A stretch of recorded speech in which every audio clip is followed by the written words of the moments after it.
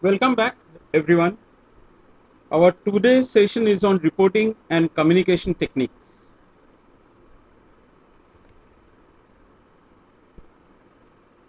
At the end of this session, you should be able to understand very nicely on how to communicate audit results. What are the audit report objectives, audit report structures and contents, audit documentation, and follow-up activities with types of IS audit reports. So communicating the audit results. So previous sections we saw through how the techniques are for audit, how we should be doing it. And now comes the phase where the auditor needs to communicate the audit results.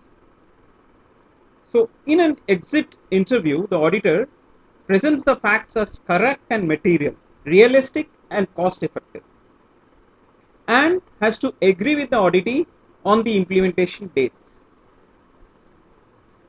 IAS auditors are an independent bunch of people inside the organization.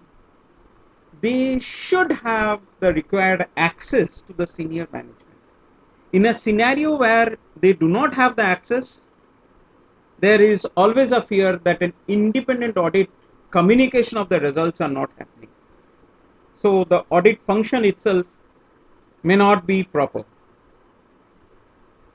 Also, during the course of the exit interview or the exit process, the auditees might request the auditor to solve the problem which the auditor has raised. A control failure problem, as in the control failure, what has been pointed out by the auditor. But then the auditor has to be polite and has to mention that he or she not be able to act as a consultant, as that would adversely impact the auditor's independence. So audit report objectives. So why do we require audit reports? And what are the objectives of having such audit reports?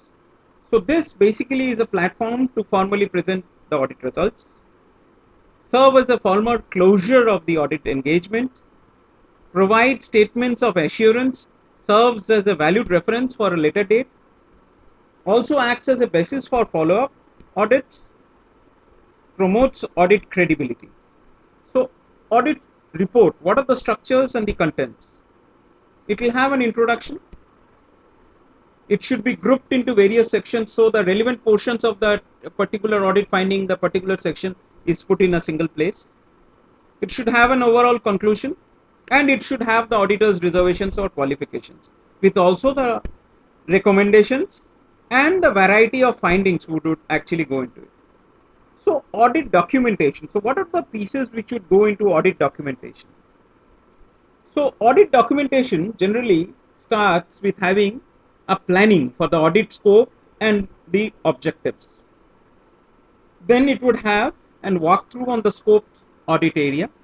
It would have the proper audit program somewhere documented, audit steps performed and the audit evidence gathered, use of services of other auditors and experts. It would have the audit findings, conclusions and the recommendations which we just saw in a previous slide. It would have the audit documentation with the dates. An ideal audit documentation should also have a copy of the final report, and it should also ideally have the supervisor's review and his comments, if any. What would be the follow-up activities once this gets concluded? So follow-up activities of an auditor is with the management to ensure whether corrective actions have been taken on the findings and the recommendations and the dates which have been agreed upon, whether those things have been brought to a closure as has been agreed in the report. Types of audit reports. It could be a general report, which we generally see, which we have spoken about, which is a normal report, and some audit reports could be very confidential, which could actually directly go to the top management. So with this, we come to an end to today's session. Our tomorrow's session will focus upon quality assurance and improvement of the audit process as we slowly go towards wrapping up domain 1. Thank you. Thanks everyone.